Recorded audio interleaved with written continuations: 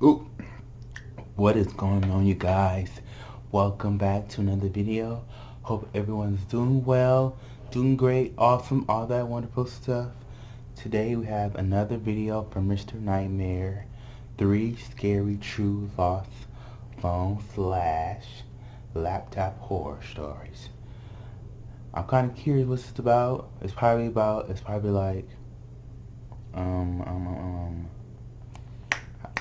I just had it. Probably about like somebody lost a phone or a device, and one of the weird people found it. So let's just play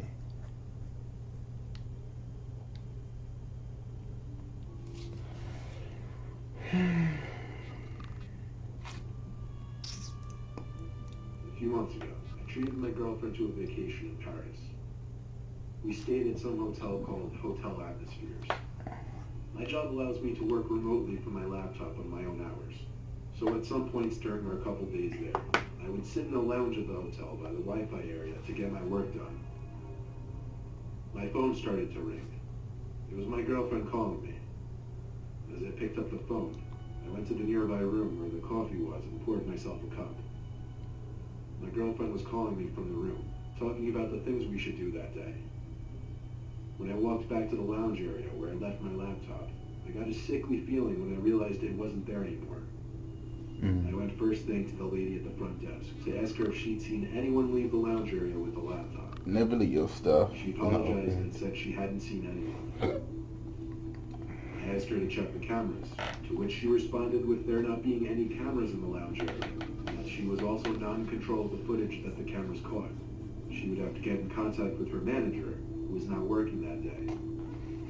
She offered I submit a lost or stolen property form. I was absolutely disgusted with the service and planned on having a word with the manager. Yeah, absolutely.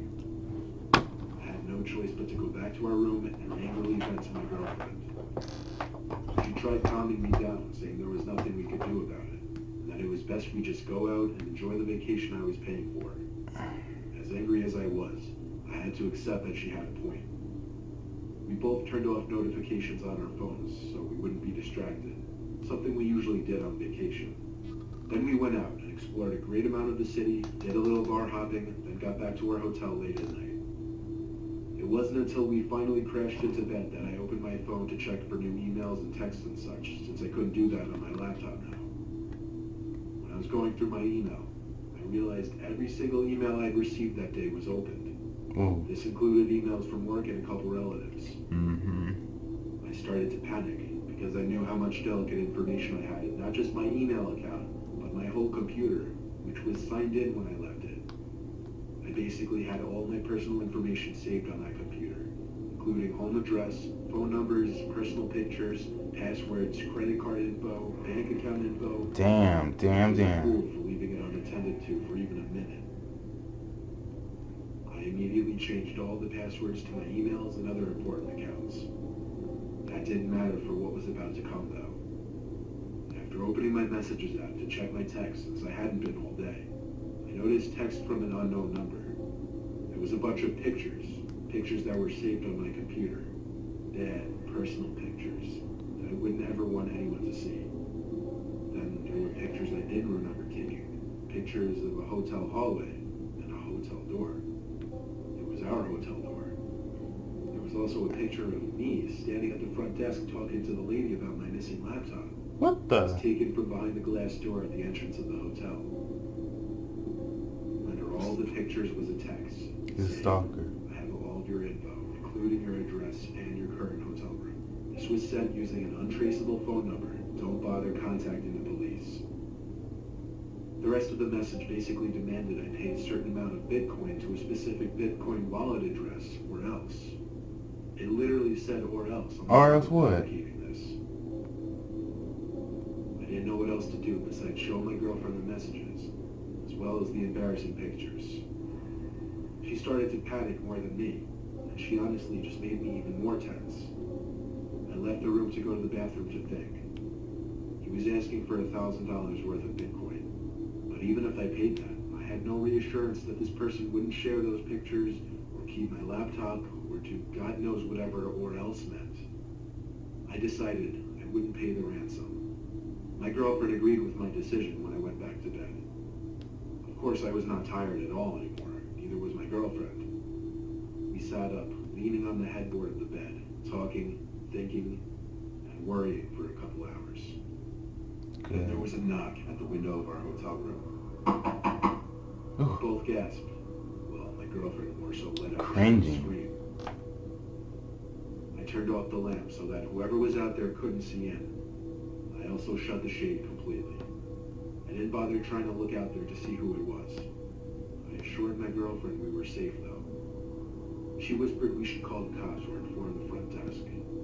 I told her we would if the problem persisted, and then told her to go to sleep. Meanwhile, I stood in the middle of the room watching over her, while also looking back at the window. I got a text. I looked at my phone, and it said, "I'm looking into your room right now. I'm not playing games." Then there was another knock at the window. I decided to just grow a pair for a couple seconds and open the shade to see who was out there. I pulled the shade open. Who was? I couldn't see who it was, but there was someone standing on the other side of the glass looking in. My girlfriend screamed. I told her shh as I pulled it back shut. We packed our things and went to the front desk, telling the lady about the whole situation and requesting another room on one of the upper level floors. She said she would alert the authorities and gave us a room card to another room on the 3rd floor. Well, that's The good. rest of the night we slept close together. On the service I is didn't Booby. sleep. I was awake all night waiting for a knock at the door. Morning came and the manager was in. So she took a look at the footage from the previous night. And of course, some guy with a baseball cap covering 90% of his face went into the lounge as soon as I left it to get coffee, then walked out with my laptop. There was only one camera that actually caught the man in the act. She said she would forward all video footage with that man over to the police. We were out of there. I blocked the number that was texting me. I had to accept the fee, but I didn't want to think about it anymore. There was nothing I could do about where those pictures would end up or some random person having my address. How did he get even the hotel? My passwords. I'm pretty sure they should have security around when you're entering the hotel for safety reasons. Was the fact that 3 days ago, I got a letter in the mail without a return address. It was addressed to me, and it was a short, straight to the point note saying, "I hope you haven't forgotten. I have all of your information still." It was a horrible reminder that someone out there with bad intentions has not only my address, but my pictures, my phone number, and my name. I've been sleeping with one eye open these past few nights. This dude's If crazy. anything happens, I will update.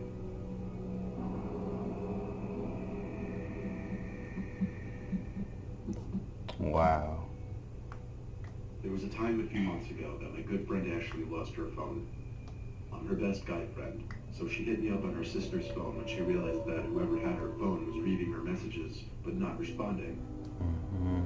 I practically reprimanded her for not having a password on her phone. I suggested using Find My iPhone, but she didn't even have that enabled for whatever reason. I met up with her and decided to text her number. I sent a text saying, "Please return my friend's lost phone."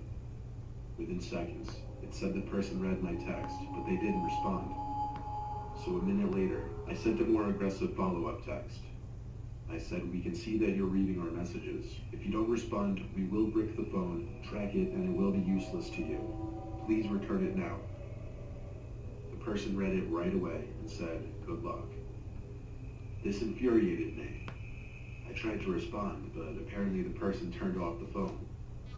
There wasn't anything we could do now. She had Find My iPhone off, so we couldn't even report it as lost. I tried to make her feel better and took her out for dinner. When we got back to her house, a light upstairs was on and the garage door was open. "Are your parents home?" I asked her. "Maybe," she said, "but they weren't supposed to be back from their trip until the next day." Are you I ran through serious? the garage door. She pressed the button to close it. Then we went from the den to the living room, and she called out for her parents. One of the doors upstairs shut. We could see and hear it. The way her house is arranged allows you to see some of the doors upstairs from the living room.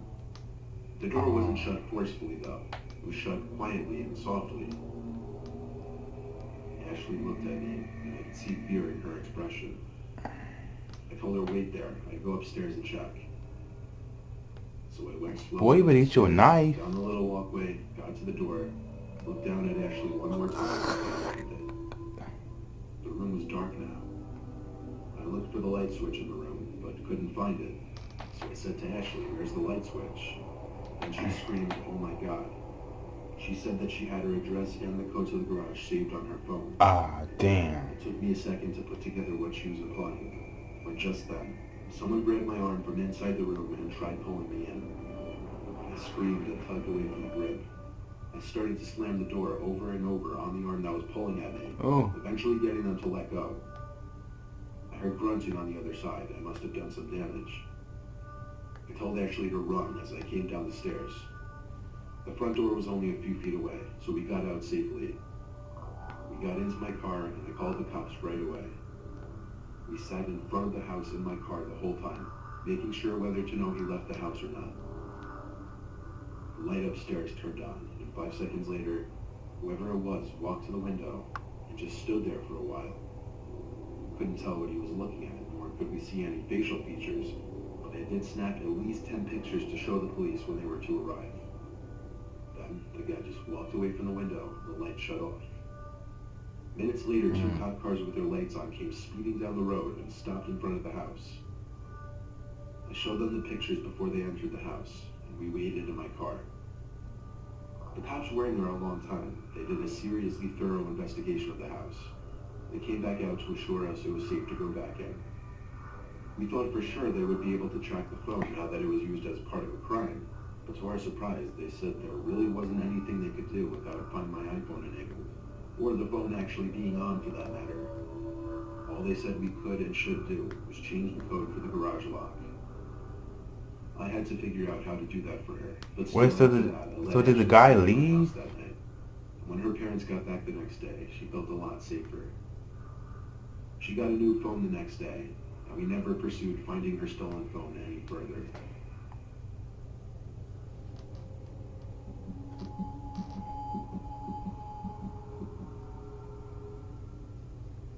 March 8th, 2019, on a Friday night.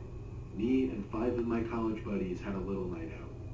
Not anything crazy, we just got dinner at some nice restaurant, then we hit a dive bar in the same block. We got a few drinks, played darts, and within a couple hours we were out. It wasn't until we left the bar that I realized my pockets were feeling kind of light.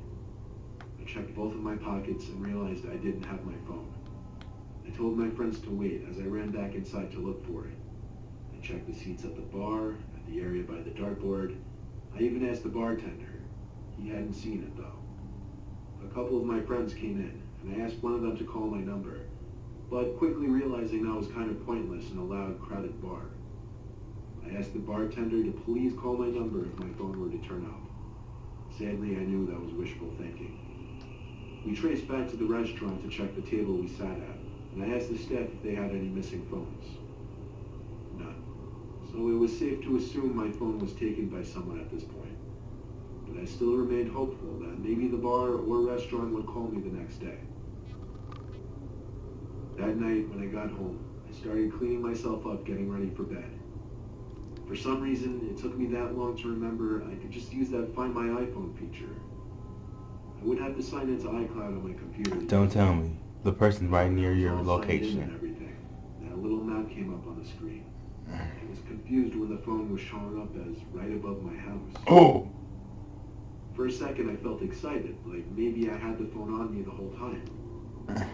See what I tell you. The jeans I was wearing, but it wasn't there.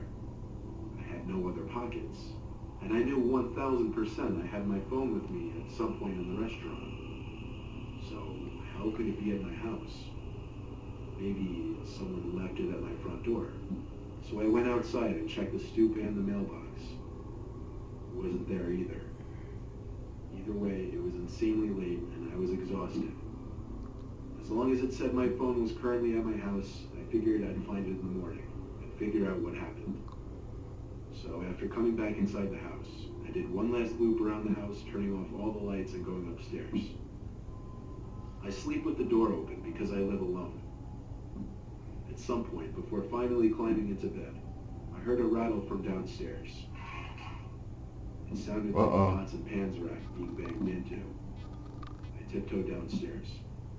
I saw that there was a light on down there somewhere. The light was leaking ever so slightly into the living room. I got to the kitchen and no one was in there, but for half a second, I could see the light from my sunroom on. I turned off just as soon as I noticed it. I walked through the kitchen to the glass door that led to the adjacent sunroom. I would have to walk inside of there to turn the light on, and there was no way I was about to do that. So I just went as close to the door as possible and looked inside.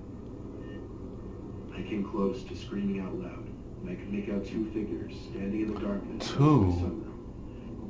They were both standing nearly identically the same way, arms and legs kind of spaced out from their bodies to give an overall wider appearance to their stature. It seemed as though they had their backs to me, as I couldn't see their faces, only blackness, which I assumed was their hair. I ran to grab the kitchen phone to call 911. I reported a break-in, so the operator said there would be police arriving shortly. We would sneak up to the house, find the point of entry for the intruders, and apprehend them. The operator said the police would call me if they needed to, and asked me to hide in a closet and wait there until I heard the police downstairs. Then she told me to hang up and stay as quiet as possible. Waiting in that closet felt like it was taking centuries, mostly because of the tension, waiting in silence and motionlessness, expecting and dreading hearing any kind of noise. Actually, I did. I heard loud clonking footsteps coming from downstairs. They were coming up the stairs. They got louder and closer. Pretty soon they were near to the outside of the bedroom, but I never heard them enter the bedroom. I heard doors opening, doors to every room upstairs, until finally the door to the bedroom I was in opened. I balled up as little as possible in the corner of the closet, tucked under a blanket to hide myself. The closet door opened, and I felt my heart in my throat at this point. I did my best not to move, even though I felt my life flashing before my eyes. The door to the closet shut, and I heard footsteps leaving the room. Then I heard two pairs of footsteps go downstairs. I felt it was finally safe to move and breathe. After a few minutes of silence, the next sounds I heard were the voices of police officers yelling downstairs. Oh, shoot. I jumped out from the closet and rushed down to them. They entered through the sunroom, actually, apparently the same way the intruders did. There were a total of 4 police officers in my house. The 2 intruders seemed to be gone, which was no surprise, one of the officers said. Of course. Usually the intruders would be out of the house before the cops arrived. So one of them had a notepad in hand and was taking down notes for my description of the whole night. They even took down the specific details of my phone and reported it as a lost item to somehow help with the case. After that, the cops left, but assured me there would be a car patrolling the area all night. The next day, I found my phone left on the kitchen counter. I figured they must have left it to avoid being tracked any further, because it was useless to them. My 2 friends joked around that the 2 intruders were simply trying to return my phone, and that I should find them and thank them. Nothing has happened since, but it's hardly been long, so I'm still kind of uneasy about sleeping in this house. This wasn't really that bad. It was bad, but not that bad. I'm pretty sure there's like security softwares where you can automatically